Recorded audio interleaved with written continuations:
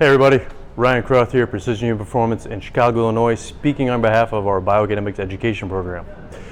So we've had some other discussions about the knee, right? The joint, the axes, the landmarks, right? We had the skeleton on the table looking at all that. Another video showed me physically putting a skeleton into this apparatus, this machine, this challenge we've created, and lined the joint up based on landmarking. And now we're throwing myself, a client, a human in here, right, which makes it even harder to choose where I'm going to line a client up if I was the trainer and I had my client in here. So some of the things to look for, right, most of these leg extension, knee extension machines are going to have a back pad you can adjust, maybe a seat you can adjust, although there's not too many that I've seen, right? The other thing we need to look for is lining how much AB or AD duction a client may or may not have, right? And then based on the back pad, how much forward or backward I need to line up, because there is an axis of the machine, which we're going to talk about here in a second, okay? So the one thing we need to kind of peel back, once I'm looking at all this here and guesstimating where that axis is, right? Just to review, we've got that frontal plane axis with this sagittal plane motion, right? So if I'm guesstimating where that axis is in that femur, right? It's on that concave side of that femur, right? I'm guesstimating that axis based on the axis of this machine.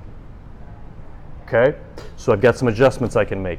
Once I feel I have my client in that correct position, if you will, that correct guesstimation, then I also might want to consider how much available range of motion they have, right?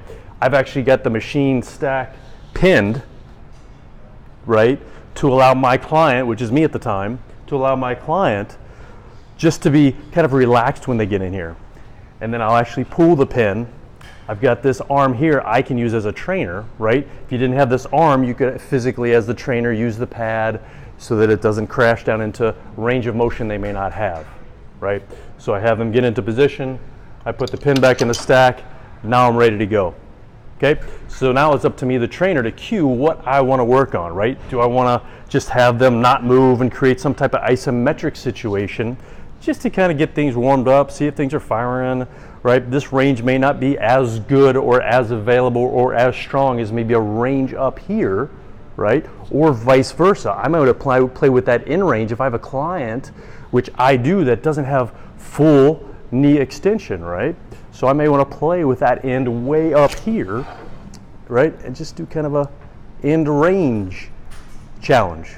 So I've got options. It's not just the machine, this machine that we just throw a client in and say, oh, you're going to work quads.